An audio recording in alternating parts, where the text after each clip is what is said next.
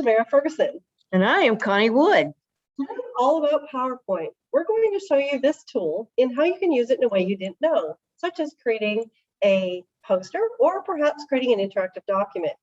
So we're going to start today with getting you started if you haven't used PowerPoint online.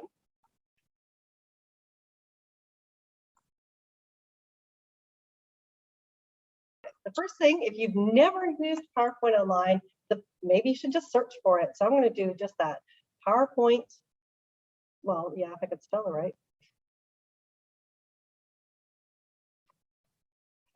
And the very first thing that comes up is what I'm looking for. So I'm going to click it. And what you see is a dashboard. So everything down below is all the PowerPoints that I've created. So on your dashboard, if you never used PowerPoint before, obviously it's not going to have anything. So as you create stuff, this is where you can find it. You may also want to save this for another spot or another point in a time where if you're looking for something, there it is. And Connie, you're like a PowerPoint fan. How would you do that? I would probably go ahead and bookmark it, or I could just make myself a desktop shortcut. But for the online, I would bookmark it, put it right there on my board. You have to click on this little star and bookmark that little sucker, and we're ready to go. Mm-hmm. So to create your first PowerPoint, you may want to browse some themes. So when I click right here, I have more themes and even more themes. Now I tend to like to create my own. So I'm just going to click a blank PowerPoint presentation. Okay, and there it comes up. And you'll notice I have some designer themes on the right side. And it's really generic because it doesn't know what you want. So it just gives you blah, whatever. Now, to make it a little more specific, you can actually go ahead and title this. So let's imagine that I'm 12. Do I look like a child? Yes, you do. I act like a child. Yes, you do. Anywho, so let's pretend I'm 12 and I have like a PowerPoint presentation I'm supposed to create for my teacher. And it's on the Rocky Mountains. There we go. So when I click enter and I do my designer now, so let me close it out real quick. And the designer feature is right here. You can also see it up under the design, but this is like a little shortcut for it. So when it comes up now, look, it's more specific to what my topic is. Oh, wow. And I kind of like this one right here. Kind of interesting. So notice that you can also have an animated background if you want it. And there it is. So if that's not your thing, you can get another one. Maybe this is more my thing. There we go. So now it's got my title in there, and then you can put your name in here. So my name is Fergie, and of course I'm in period none. Okay, now when you want to add a new slide, simply add new slide by right-clicking over to the left and click new slide.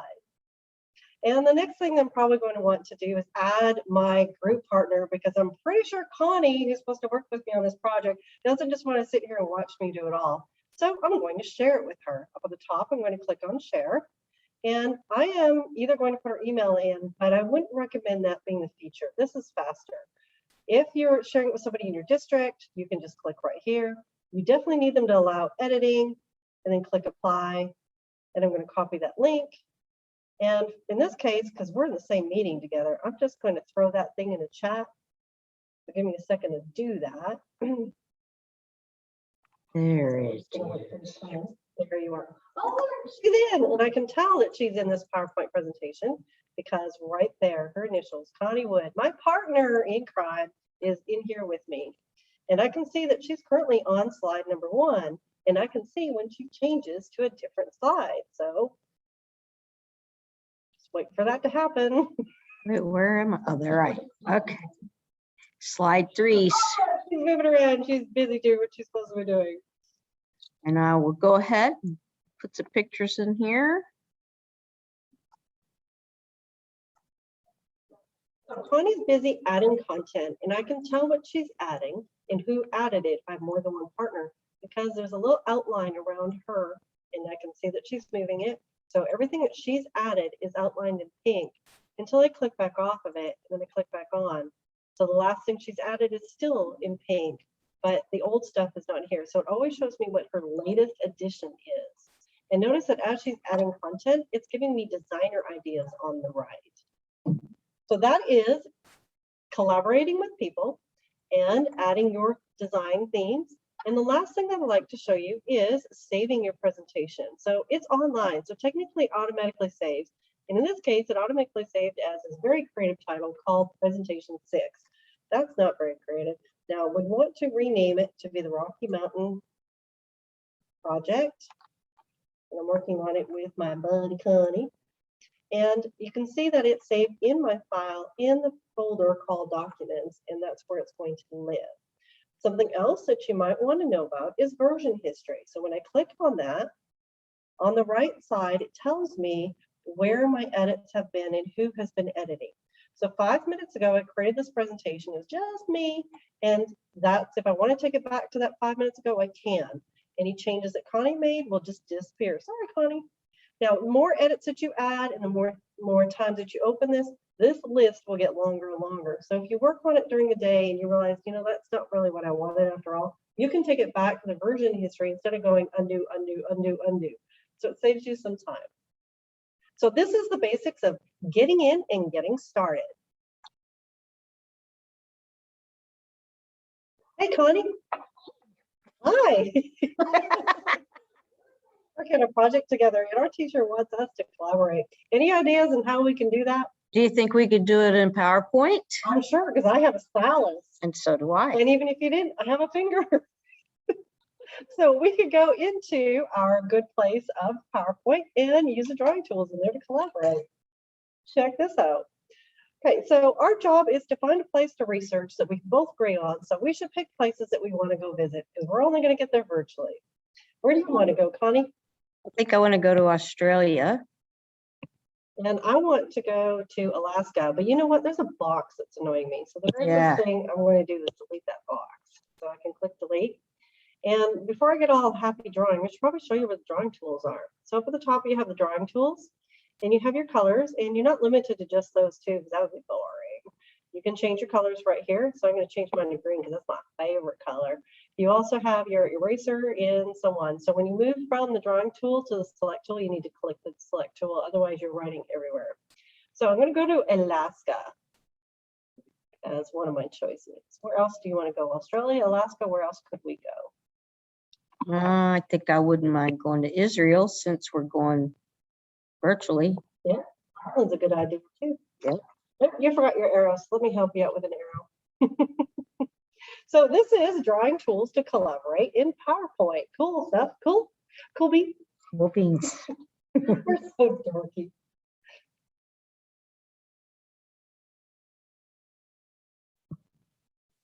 Let's take a couple minutes now to show you some things that you may not know about PowerPoint if you have not used it before.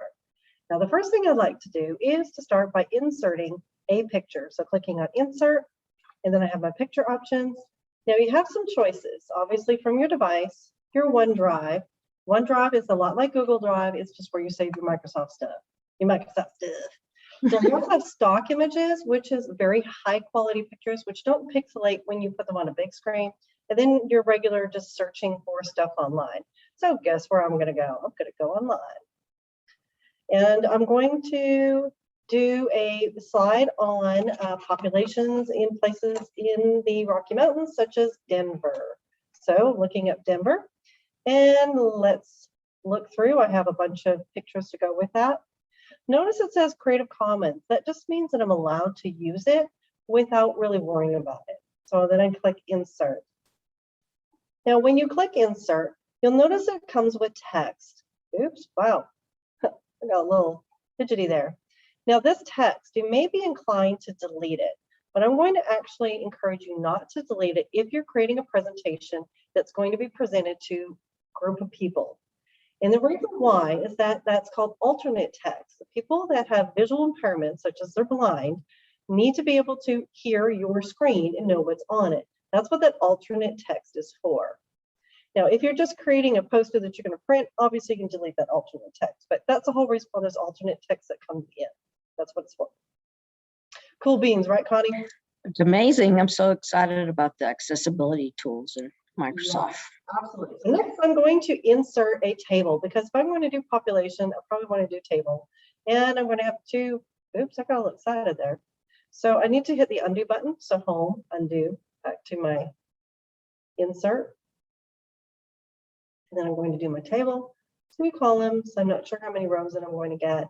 And I'm going to put a title in there. Let's move this around so it's a little bit bigger. There we go. Now I'm going to do population by year. So I'm going to merge those two. And you'll notice when I highlighted it, up in the table, there's a merge button, so I can merge it. This allows me to be able to type in there. I also want to center it, so I'm going to click on home. And I'm going to click on this little button right here. It's left, and I want it to be centered.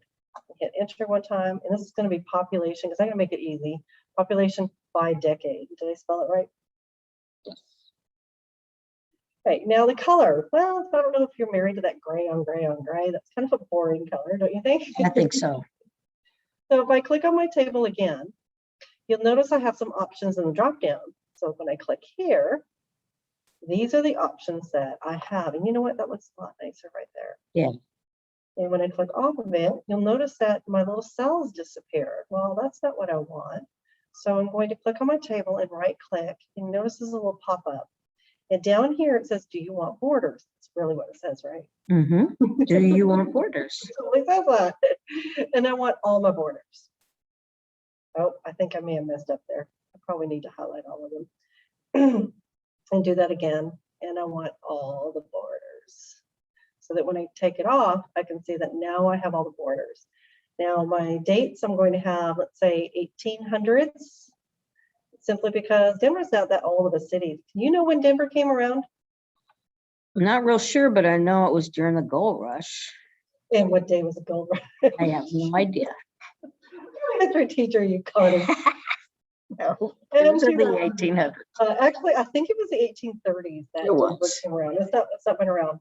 So I only want 3 sets in there, and obviously I have too many, so I can just highlight those, and I'm going to delete those cells in just the rows, so they're gone.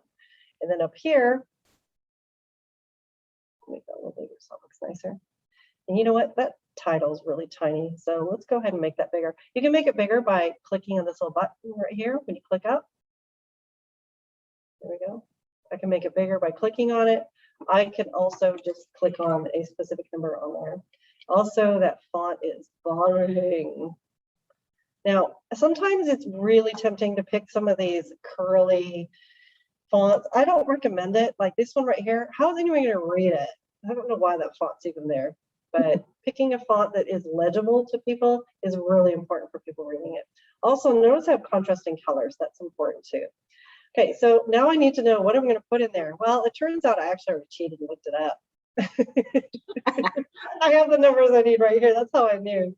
So the first census taken was in 1880, or at least the official number, and it's around 36,000.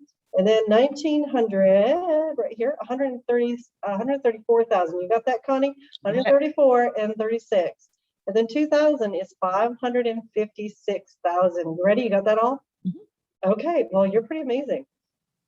Okay, so I'm going to jump back to my Rocky Mountain presentation and put those numbers. What was my first number? Were you paying attention? 36. Look at you. And then the next number? 135. 135, space 123. And then, I wasn't looking. she's done. I think it's 516. Yeah, it was. Let me double check before I spout off and not know what I'm talking about. 2000? Yeah. Okay, so here's the other thing that's really important. There's an address up at the top, Control C. The reason why I'm grabbing it is for 2 reasons. One, your teacher probably wants you to cite your sources. 2 is you probably want to be able to go back to it at some point in case you didn't get all the information you needed. So an easy way to do that is down at the bottom, there's a little note button. I'm clicking that and I'm going to write data source right here, so that when I do my citations at the end of the presentation, I have it already right here so that I know that this data source goes to there, and you can see my alternate text is still there as well.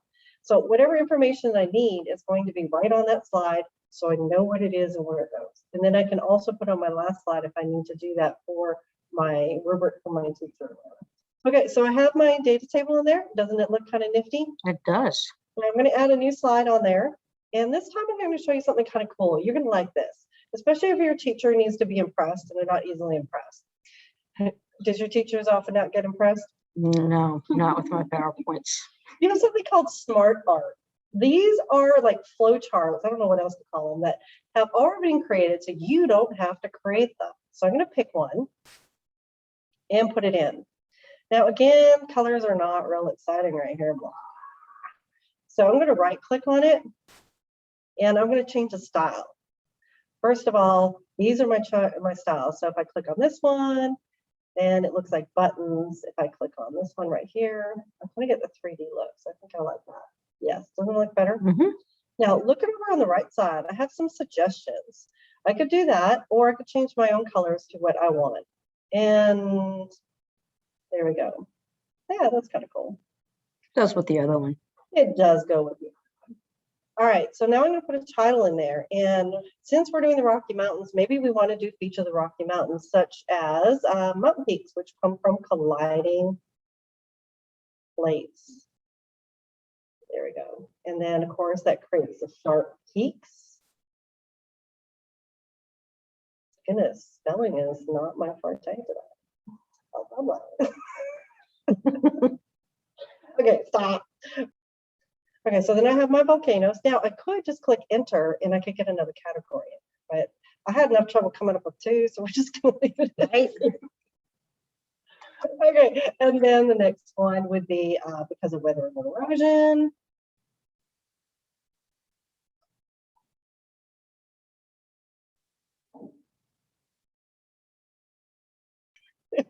Mountain valleys. How about that? Mountain valleys. Okay. Okay, what else do we have? Definitely flooding. Flooding in valleys. There we go. How about that? So these are some of the features that we may encounter. So there we go. So there's our 3D our little sharp art. How about that? Smart art that we have in there. Okay, so we've added a table, we've added smart art, we've added our pictures. So at this point, maybe we will have something that you and I maybe created separately and we want to insert something from another PowerPoint presentation. I can actually do that without making it complicated, just simply reusing slides. So over here on the right, when I click on insert reuse slides, these are the different PowerPoint presentations that we've had that we can use. That is very convenient. Yes, it is. So I'm going to click on this one right here. And so I have some stuff already in there. And you know what? I think I want that one right there. So it's just going to add it to the bottom of mine. And maybe I can add in another one as well. There we go. So I've added two things on top of the other things that we already have in there. So now we've added some content to our presentation. The last thing that we probably want to think about is maybe animating or doing our transitions. So animating objects just simply means you click on your object that you want to animate, click on animate, and you have some choices. Do you want it to come in a certain way? Do you want it to leave a certain way? Or maybe you just want to emphasize that particular object. So in this case, I'm going to have this little guy zoom in. So when I click on presentation mode, and there he is, he zooms in. And you can do that with your different objects. And lastly is your transitions. You may want to think about how you want one slide to go into the other. So in this case, I'm going to click on morph, but you have more choices as well. Look at all these choices that you have. So I've clicked on morph, and I can also apply it to all my slides. You can do it individually to each slide or just across the board. So I've applied it to all. So I'm going to go up to the top, and when I click this button right here, it will transition from slide to slide using the transition icons.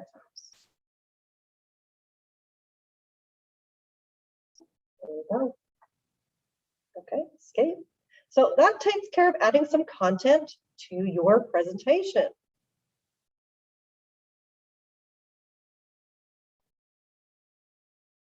Hey, Connie. Hey, Tammy. Oh, you could do a poster in PowerPoint? No, I didn't. Oh, let me teach you. I'm going to school you on this.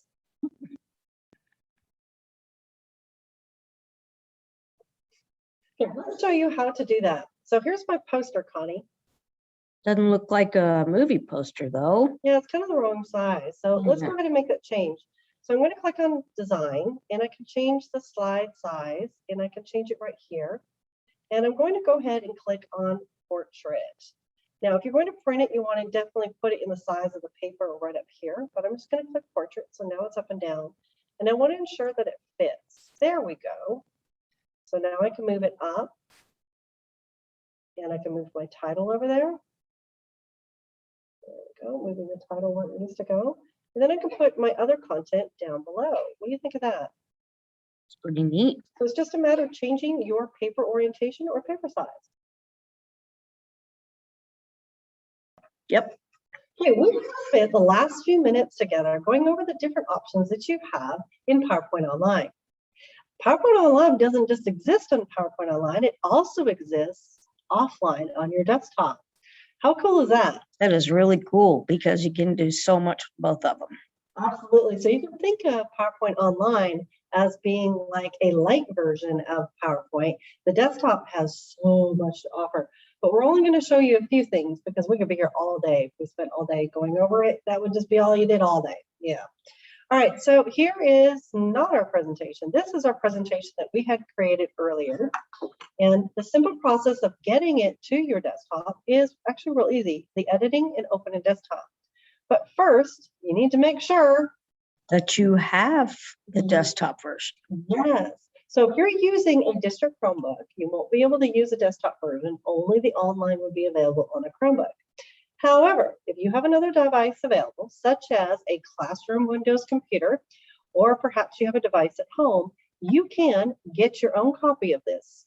To do that, just simply go to office.com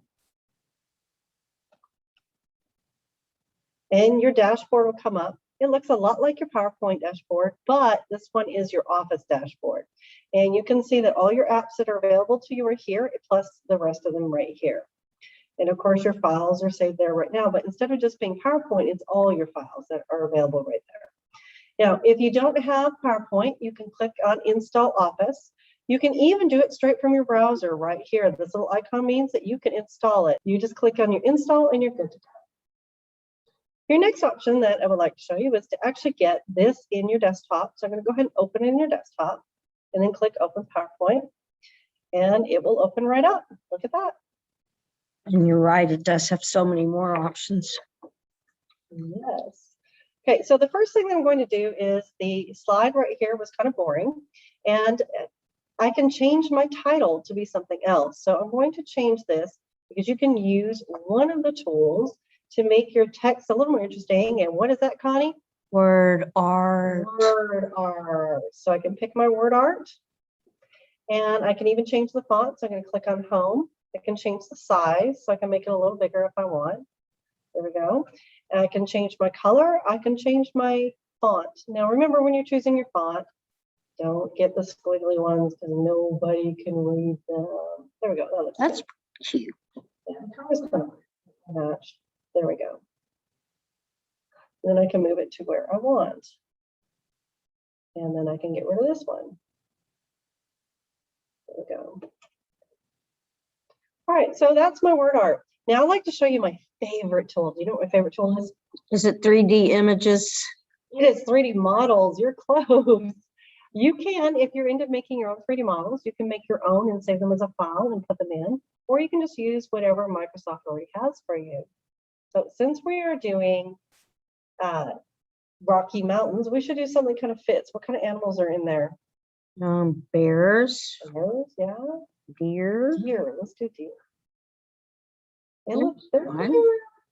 Insert that little one. I think the wolves are going to hunt the deer. I was going to say they're going to eat them. Lunch. Okay, so now this bit is a 3D model, so I can arrange it any way that I want. And what's really cool is that not only can you resize it, you can animate it too to what you want. So I click on my animations, and just like when you're animating images, you have these options as well. You can do that. Now, it turns out you can use 3D models that are already pre-animated. Check this out.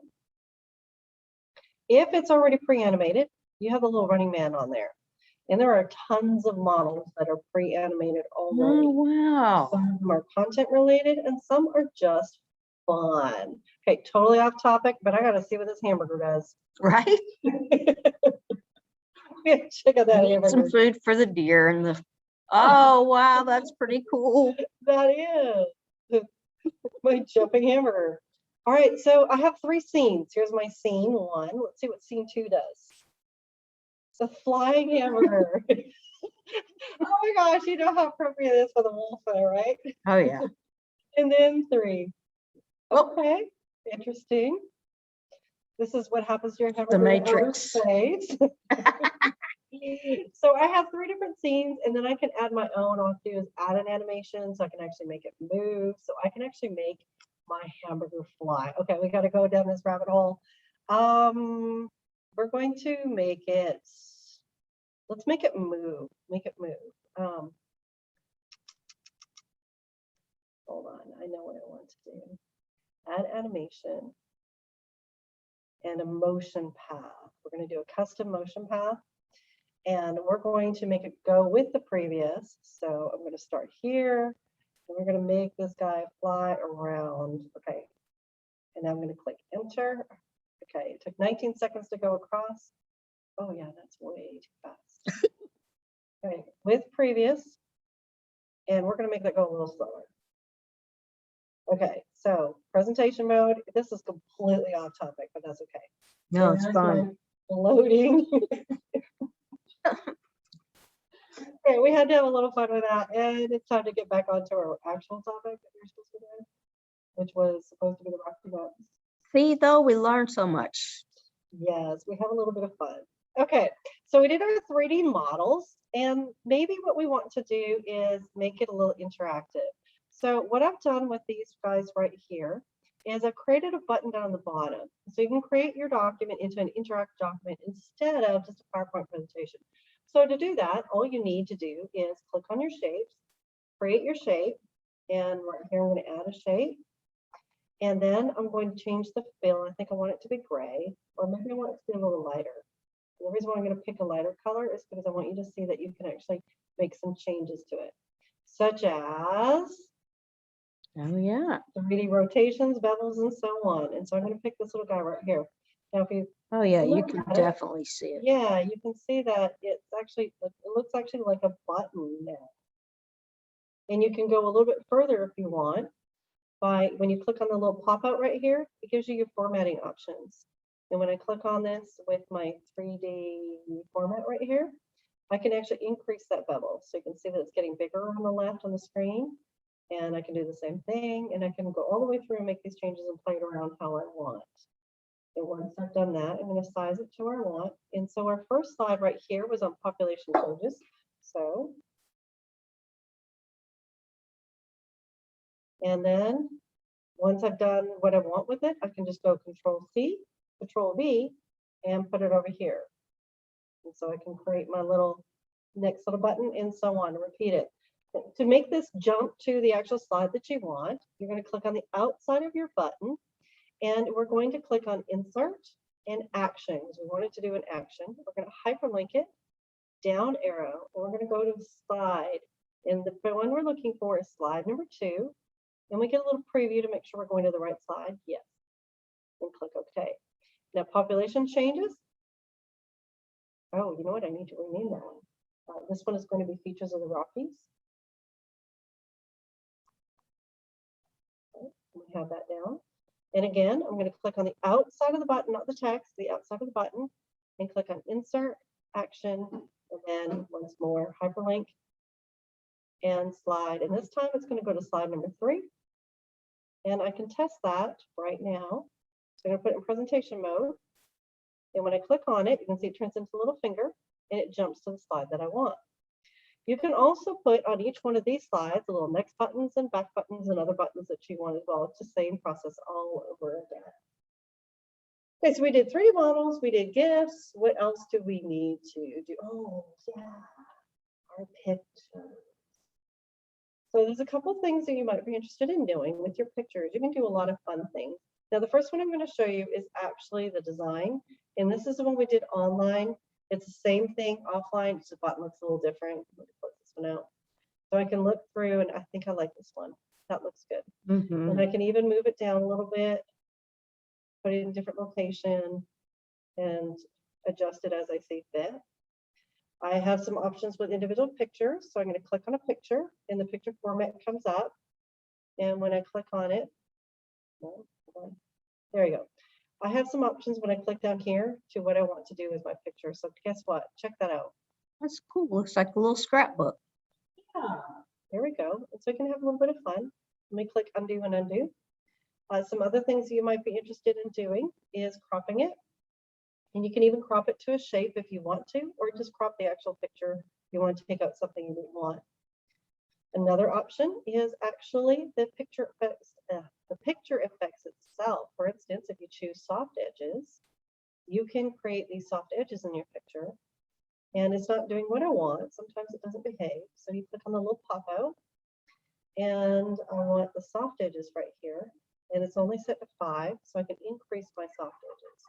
So if you're going to make a collage, you can actually do this yourself, where you create the soft edges and soft edges. There we go. And then I can bring that in for my numbers right here and bring it up. Of course, now it's not behaving. I'm not sure why.